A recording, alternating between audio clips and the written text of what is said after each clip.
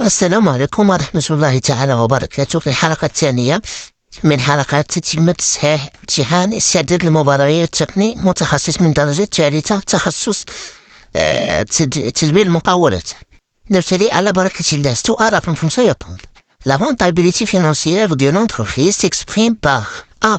Le ratio résultat d'exploitation sur capital propre. B.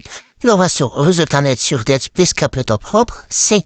Le ratio résultat sur financement permanent. D. Le ratio résultat net sur capital propre. E. Toutes les réponses précédentes sont fausses. Donc, la rentabilité est la capacité de l'entreprise à rémunérer les fonds durablement mis à sa disposition. C'est pourquoi l'analyse de la rentabilité est essentielle.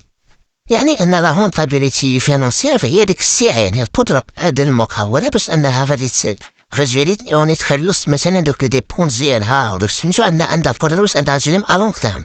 وباش نحسبو نيتيليزي هاد لا فورميل. Donc la rentabilité financière c'est le résultat net sur capital propre. Donc, la réponse juste il y a D. Le ratio résultat net sur capital propre. Donc, question numéro 6. Un FDR, fonds de rendement qui diminue engendre A. Une hausse de trésorerie, une baisse de la trésorerie. C. Une hausse de la trésorerie, toutes choses égales par ailleurs. D. Une baisse de la trésorerie, toutes choses égales par ailleurs. E. Toutes les réponses précédentes sont fausses. Donc, le fonds de rendement financier ou avec la différence entre le financement permanent, moi, l'actif immobilisé, c'est-à-dire la différence de quelque ou qui sont disponibles pour couvrir les besoins de financement. Si le fonds de rendement positif, il y a l'entreprise finance la totalité de 6 ans per an. Ou que dans l'équilibre financier, si le fonds de rendement négatif, l'entreprise finance une partie de l'actif par le passif, c'est qu'il y a un déséquilibre financier. Donc la réponse juste il y a dit une baisse de la trésorerie de choses égale par ailleurs.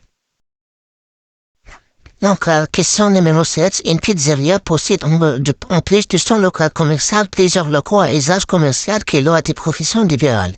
La société a calculé le coût de ce pizza des charges concernant les locaux qui sont de la même nature que celle de la pizza. L'eau, l'électricité, taxes foncières sont des charges A. Non incorporables B. Supplétives C. Incorporables D. Complémentaires E. Toutes les réponses précédentes sont fausses. Donc, pour calculer pizzeria pour تحسب le coût de la pizza, donc ما خصنيش نحل les coûts ديال الناس الاخرين اللي كان لهم انا المعهد. دونك هذيك الكلفه كتبقى ديالهم وانا الكلفه ديالي كتبقى ديالي. دونك هذه سي اون شارج نون انكوربورابل. علاش؟ لانها لي شارج نون انكوربورابل هما لي شارج نو سون با ليي ديريكتومون فواحد لا برودكسيون ديال واحد البرودوي كنديرو انا اولا فواحد الكلفه ديالي. دونك لا ريبونس جوست هنا هي A. Charge non incorporable. Donc la question numéro 8. Les charges prises en compte en comptabilité analytique se déterminent de la manière suivante. A. Le total des charges de la compta générale moins les charges non incorporables plus les charges supplétives. B.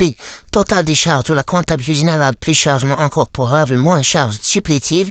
C. Total des charges d'exploitation de la compta générale moins les charges non incorporables plus les charges supplétives. D. Total des charges de la compta générale moins les charges non incorporables moins les charges supplétives. Que toutes les réponses précédentes sont fausses. Donc, la formule pour calculer les charges de la compte analytique, il y a qui seront les charges de la compte générale, moins les charges non incorporables, plus les charges supplétives.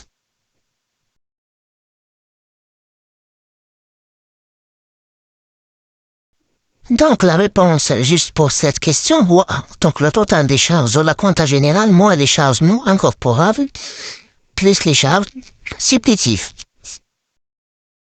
Donc la question numéro 9, la différence entre le régime des encaissements et le régime des TVA quant à la déduction de la TVA récupérable est la suivante. A. Pour le régime des encaissements, l'acceptation d'un effet de commerce ou de paiement. B. Pour le régime des TVA, l'acceptation d'un effet de commerce ou de paiement. C. Pour le régime des TVA, il n'y a pas de décalage d'un mot pour déduire la TVA. D. Il n'y a pas de différence entre les deux régimes à ce niveau. E. Toutes les réponses précédentes sont fausses. Donc, la différence entre le régime des encaissements et le régime de débit, qui n'est pas الفرق. بالنسبة للرégime de débit, qui n'est pas régime d'encaissement, régime de débit. Le régime d'encaissement, il y a débit facturé avec client. Alors, quand خاصو débit, il y a le chiffre à faire encaisser les خلاص نفي. Par exemple, ben, il y a واحد marchandise ما شاف مليون، وعطانا فيها زوج. ديك الزوج هي كان خاصو على التبيع. أما 8 ما كان خاصوش على التبيع حتى كنتوصلوا مثلا بالباقي. Par contre, le régime de débit, والعكس إلا كان ليا marchandise ما شارك مليون وعطانا غير زوج أو ما عطاناش كنحسبو التبيع على 10 مليون كاملة. دونك هذا هو الفرق بين régime d'encaissement au régime du débit. Donc la réponse juste pour cette question, c'est B. La différence entre le régime des encaissements et le régime du débit, B.